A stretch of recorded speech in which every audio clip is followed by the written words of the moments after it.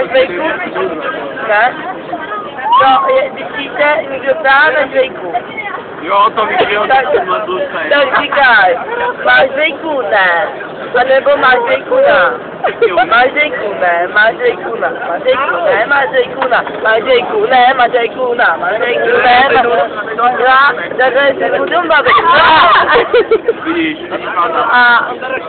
A já jsem koukal na televizi. A tam bylo něco o vesmíru. A já jsem viděl, že bude konec světa. A já jsem to propočítával. No a jako tam bude, jako udělal jsem propočty. No a konec světa se dostane za 5 minut. Takže nemáme moc času, no. Tak já jako zavolám do Vězdády, aby mi jako řekl, jak jako, jestli to, jo, tak jo. Já vemu telefonní číslo a já namačkám čísla a zavolám tam, jo.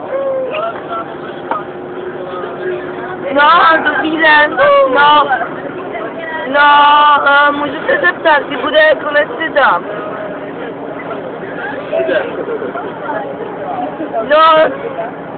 No to je hezký, že mě jako připojíte.